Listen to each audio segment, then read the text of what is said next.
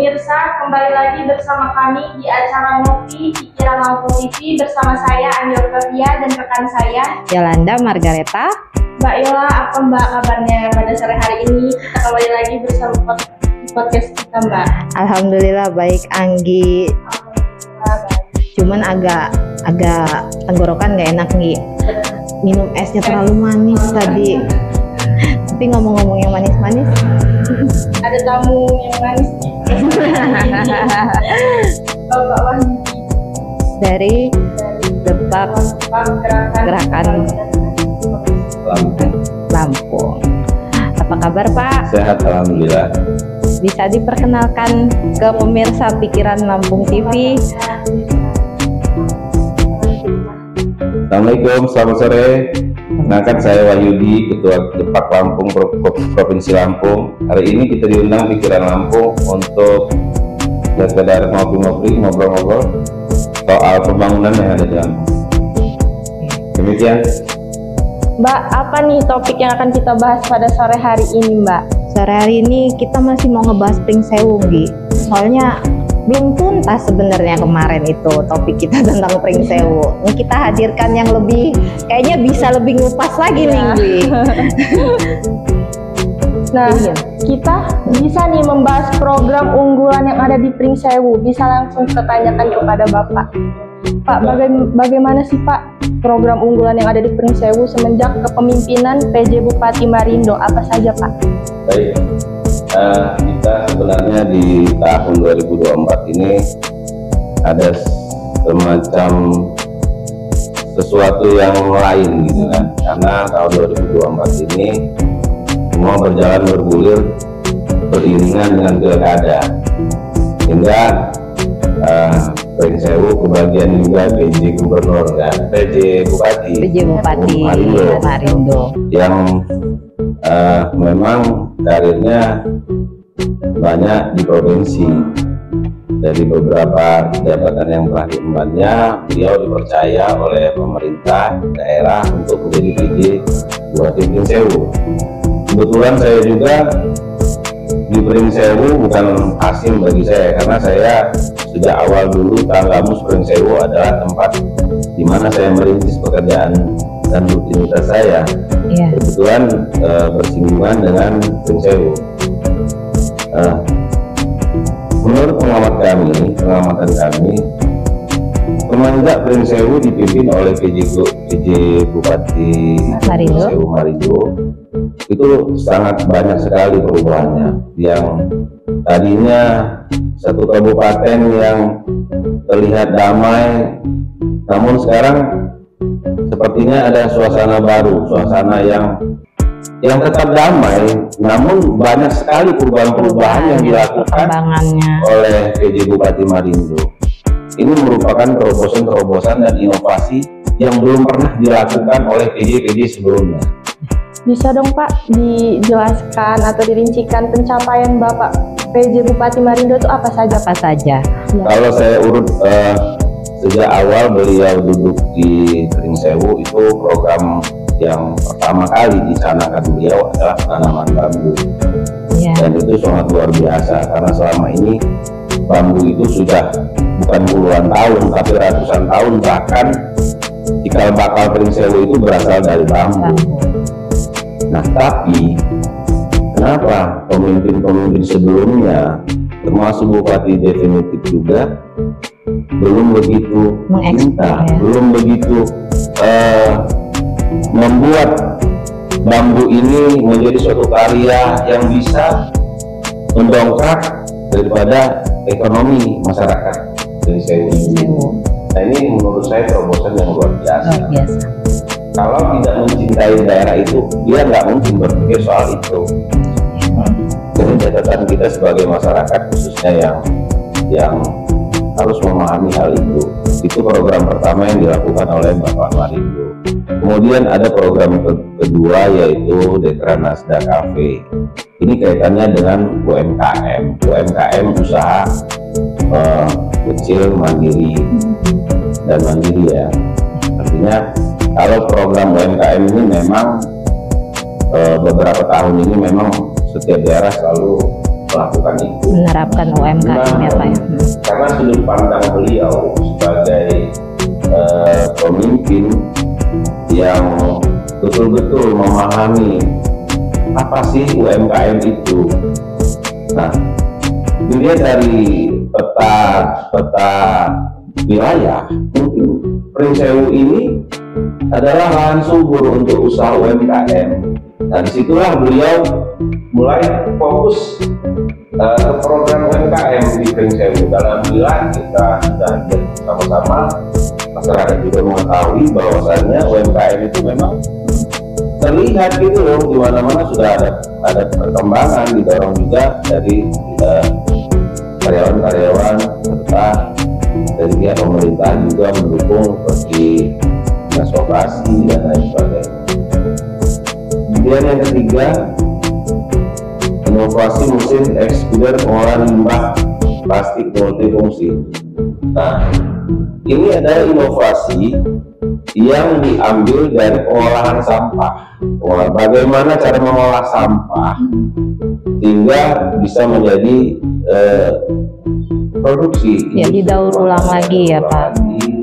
Diolah lagi. Nah, ini satu inovasi juga, dan nggak mudah untuk menciptakan inovasi ini. Ya. Karena beliau juga alhamdulillah baru kalau nggak salah itu tahun kemarin sudah menyandang gelar doktor. Artinya keilmuan dia memang benar-benar maksimal diupayakan implementasikan ke masyarakat. Kemudian yang keempat, Mbak Yolanda, masih ada. Nah, yang keempat ini kita kembali ke sentra perkebunan anggur. Ini adalah program beliau yang terakhir ya bulan ini ya, diluarkan beliau. Alhamdulillah itu juga satu capaian beliau yang bisa mendongkrak daripada perekonomian daerah, khususnya para petani anggur yang ada di Pringsewu. Dan sudah viral Pak se-Indonesia. Nah, se-Indonesia.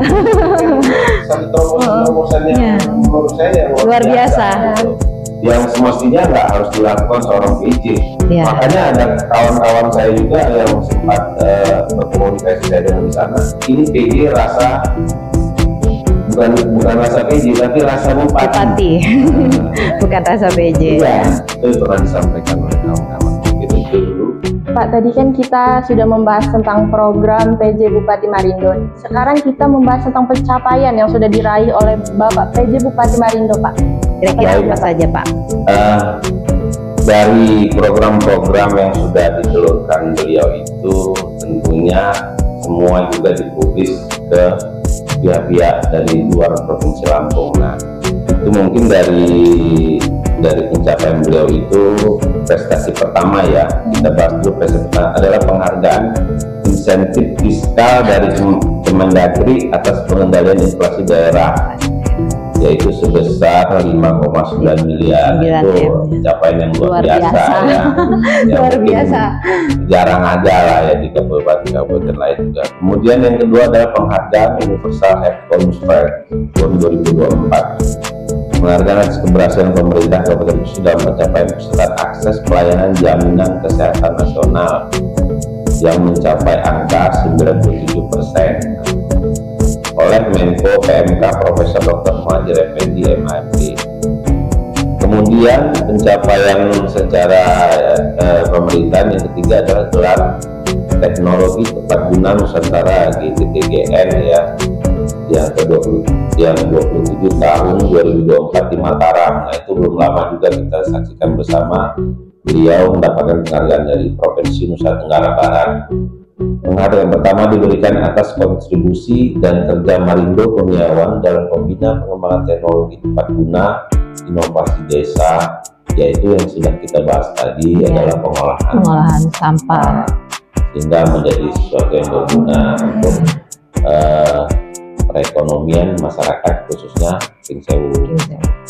Penghargaan kedua berupa piagam Lancana Satya Inovasi Desa, ya termasuk tadi ya inovasi juga kan, diberikan kepada Selviana Larasati dan tim sebagai juara 2 kategori inovasi teknologi tepat guna dalam lomba teknologi tepat guna Nusantara 27 tahun depan. Artinya Pak Marindo tidak bekerja sendiri, dia punya tim yang bisa membantu kinerja beliau. Dia memberikan inovasi-inovasi terobosan dalam pencapaian program kerja, dibantu oleh tim, sehingga sama-sama mendapatkan penghargaan di Nusa Tenggara Timur ya, kalau nggak salah Nusa Tenggara NTB ya, Nusa Tenggara Barat NTB. Ya mungkin itu sampai saat ini belum genap 8 bulan kalau nggak salah beliau menjadi PJ Bupati Pringsewu. Sudah banyak pencapaiannya, terobosannya luar biasa ya Bang ya. Kita berharap ini menjadi talent project lah ya untuk kabupaten-kabupaten lain. Intinya bekerja, benar-benar bekerja, tidak pernah bicara kerja, tapi beliau kerja. Hampir mirip dengan Jokowi, hanya Jokowi bicara kerja, tapi kerjanya kurang. Kalau ini tidak pernah bicara kerja, tapi kerja yang dilakukan oleh beliau. Oke, baik Bang. Kita beralih topik kali ya Bang. Boleh. Bahas yang lagi anget-anget kayaknya pilkada nih Bang. Belum disebut juga nih pilkada nih. Gimana nih kayaknya nih Bang ya. Kalau membahas Pak Marindo nggak akan kelar Bang, pasti nggak selesai Bang. Kayaknya mesti ganti narasumber lagi. Narasumbernya ada lagi. Jadi mendingan kita bahasnya tentang pilkada nih Bang. Kalau menurut Abang pilkada yang lagi hangat kayaknya Tulang Bawang ya Bang? Tulang Bawang ya. Gimana Kabupaten nih? Tulang Bawang, boleh menurut coba Abang? sepintas saya kita bahas. Iya, kalau kayak selama ini kan kepemimpinan Ibu Winarti ya. Nah, terus ini dia mencalonkan diri lagi ya, dengan wakilnya Renata ya, Bapak Renata ya. Itu gimana Bang menurut Abang? Sepengetahuan kami, mungkin secara khusus kita nggak begitu memahami soal masa kepemimpinan Winarti ya. Tapi secara umum kami akan sampaikan bahwa selama kepemimpinan Sunarti, alhamdulillah tidak ada gejolak yang besar gitu loh. Biasanya kan kalau daerah-daerah lain kan, kabupaten lain kan, wah ini keuangannya anjlok, kan? Ini ribut di sana sini, ada yang tidak terbayar segala macam, pelayanan publiknya kurang. Nah, sepengetahuan kami, alhamdulillah Tulang Bawang dipimpin oleh Winarti ini itu nggak ada riak-riak seperti itu. Artinya masih bisa aman gitu, bisa terkendali. Nah, selanjutnya mungkin yang kita rasakan ada perubahan sejak kepemimpinan Winarti itu 2018 ya kalau nggak salah ya, beliau mulai memimpin itu. Kampung-kampung itu masih banyak, dari 147 kampung itu ada berapa puluh kampung yang belum disaluri oleh penerangan listrik. Dan alhamdulillah 2 tahun berjalan itu sudah banyak, dan bahkan tahun 2001 clear semua desa sudah teraliri listrik semua gitu. Itu yang kami ketahui. Program yang sukses dijalankan beliau, artinya penerangannya. Dan mungkin ada bantuan-bantuan dari pemerintah pusat juga bisa cepat tersalur ke Kabupaten Tulang Bawang gitu kan, karena kebetulan beliau juga bernaung di PDIP kan, artinya kan partai penguasa Jokowi tentunya kita tahu bersama kan. Hingga alhamdulillah selama kepemimpinan beliau juga beliau amanah gitu loh. Apapun program-program yang berkaitan dengan wilayah desanya dia cepat gitu dari pusat ke ini. Begini itu. Pak, selain dari bantuan listrik itu ada apa saja sih Pak? Mungkin apa jalan. Yang pasti infrastruktur yang berkaitan dengan jalan itu pengetahuan kami itu ada beberapa ruas jalan yang jalan nasional ya, sekitar 33,4 km simpang penawar Kabupaten Tulang Bawang. Itu menurut kami ya salah satu pencapaian yang luar biasa juga, karena kedekatan beliau beliau tadi dengan penguasa kan. Jadi mungkin untuk ke depan jika beliau terpilih mungkin akan lebih banyak lagi jalan-jalan yang akan dibangun, Diperbaiki. yang skala nasional ya itu. Jadi nggak ada ceritanya lagi di jalan di Pulau Bawang masih ada yang rusak-rusak, paling hanya sedikit-sedikit yang Sedikit-sedikit aja. kecil. Tapi kayaknya banyak loh Bang, bukan cuman dari listrik, bukan cuman infrastrukturnya jalan aja, ada kayaknya pembagian laptop deh Bang. Oh iya, itu di dunia pendidikan khususnya Pendidikan, ya. pendidikan Tulang Bawang itu ada pembagian laptop sekitar 4.000, kalau nggak salah datanya 4.870 laptop ya, bagi guru-guru ya, tenaga pendidik di Tulang Bawang, SMP SMK ya. itu ya menurut saya sebagai bentuk langkah untuk mencerdaskan anak bangsa ya, peningkatan sumber daya manusia tentunya. Ini harus didukung juga nih. Didukung semua kayaknya. Terus dari ambulans juga. Ambulan itu dari segi kesehatan, dari kesehatan sendiri dia satu desa satu ambulan. Ada beberapa desa itu alhamdulillah tadi, karena saya bilang kembali lagi ini ada komunikasi yang baik antara pemerintah daerah dengan pemerintah pusat, tentunya ada kemudahan gitu. Ini sebenarnya incumbent, dia juga incumbent, dan ke depan mungkin akan lebih ditingkatkan lagi nih masalah bantuan-bantuan ini. Kesehatan, pendidikan juga ya. Ada kesehatan, pendidikan, terus dari infrastruktur, terus penerangan, listrik, ada jalur 2 etanol. Nah, Jalur ini 2 jalur etanol ini juga merupakan infrastruktur ya. ya artinya ini pembangunan yang skalanya besar juga. Ini satu pencapaian yang luar biasa juga. Kembali ke masalah satu deh, semuanya hubungan dengan pusat baik, itu aja mungkin jadi pertimbangan untuk masyarakat di daerah Tulang Bawang.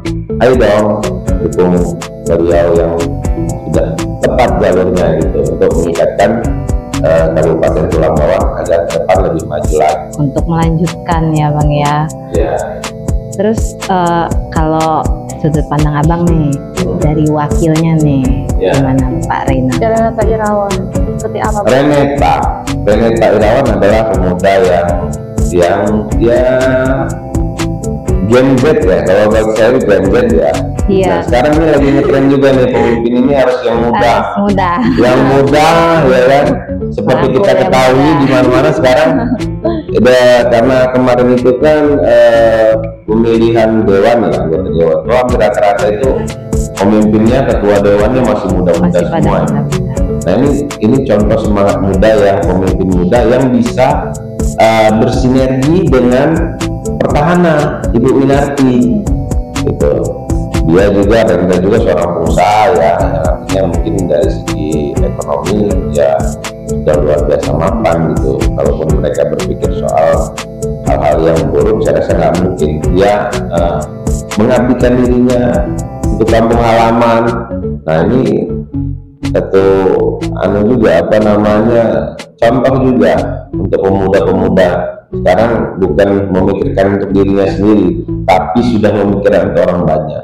Mudah-mudahan Renata dan Sunarti ini benar-benar bisa mewujudkan harapan orang banyak, khususnya warga masyarakat Tulang Bawang. Warga masyarakat Tulang Harapan Bawang. kita doakan saja ya, Ya, mudah-mudahan apa yang mereka cita-citakan berhasil, Hasil bisa dapat meneruskan memajukan pembangunan. ya benar Ya. Pak. Ya. Tinggal ya meningkatkan kerjanya aja ke depan. Apa-apa lagi yang belum di pemerintah Tulang Bawang Lebih diperbaiki saling mengisi lagi. ya. Iya, mungkin itu Mbak Yela. Gimana Anggi hari ini? Pembahasan kita seru gak? Seru banget, apalagi dengan Bapak yang kita Anggi kayaknya grogi nih ya. Anggi grogi nih Bang, masalahnya dari tadi. dan Lihat yang manis-manisnya gini Bang. Aduh mohon maaf ya Bang. Jadi ya udah, kita closing statement nih Bang, kayak bahasa anak-anak sekarang. Biar keren podcast kita ya nggak sih, ada closing statement. Iya Bang, boleh. Mungkin pesan moral yang disampaikan pada para pemirsa yang ada di rumah, kami berharap bincang-bincang kopi ini punya makna berarti untuk pilkada tahun 2024 ini. Dukung Pak Marindo sebagai pemimpin yang baik, yang berguna bagi masyarakat. Ini adalah contoh untuk kabupaten lain bisa ditiru bagaimana memberdayakan kepemimpinan dengan segala upaya demi pembangunan di kabupaten masing-masing. Dan kemudian soal yang kita bahas tadi pilkada tulang bawah, Gimana tuh? tanah ya, dan renata ya, kan sudah kita bahas tadi. Sudah. Tinggal bagaimana cerdasnya aja Masyarakat menilai. bahwa ini bukan Jadi, adil. Ya, Itu yang harus kita dukung bersama. ya. Agar bisa lebih maju lagi, kan sudah ada buktinya nih. Tinggal dilanjutkan. Tinggal meneruskan. Ya, oke Anggi, kayaknya cukup deh. Waktunya sudah mau sore. Iya, udah mau malam. Malam. Terima kasih ya Bapak udah Terima kasih menyempatkan waktu. sama-sama. Iya. Dan untuk pemirsa Pikiran Lampung TV yang ada di rumah, terima kasih sudah menyaksikan podcast Pikiran Lampung TV. Jangan lupa saksikan kembali podcast kami selanjutnya di channel Pikiran Lampung TV. Saya akhiri, Anggi Oktavia dan rekan saya. Yolanda Margareta. Wassalamualaikum warahmatullahi wabarakatuh. Tabipun. Dah.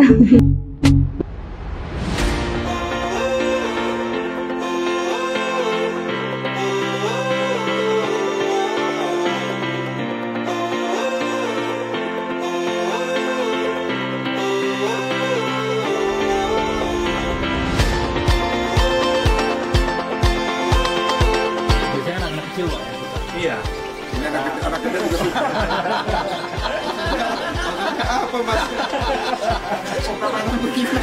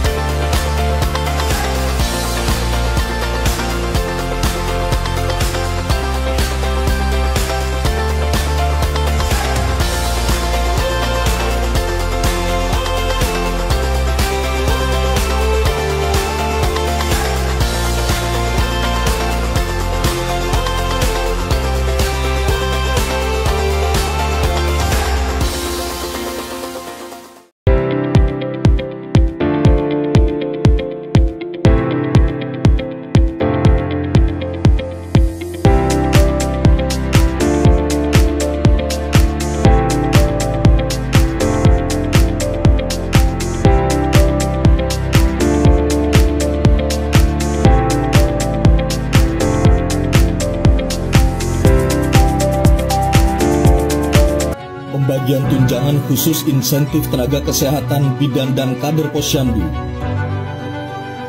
Kerjasama akademik bidang kesehatan dengan Politeknik Kesehatan Tanjung Karang. Kualitas puskesmas semakin membaik dengan menjadi BLUD. Dari 18 puskesmas, kini menjadi 20 puskesmas dan 7 puskesmas sudah melayani rawat inap. 109 unit ambulan gratis untuk menunjang kualitas kesehatan masyarakat. Realisasi di bidang infrastruktur. Hadir beragam ikon yang menjadi jargon. Tugu Garuda, BMW Sport Center, Jalur 2 etanol, Tugu ikan jelabat, Tugu udang windu, Jembatan merah putih di Sungai Burung, Tugu BMW, Taman Kerukunan, Tugu laptop, Taman ramah anak, Tugu Astra Setra, Taman Padiku, Taman Merah Putih, miniatur Ka'bah di Islamic Center Menggala,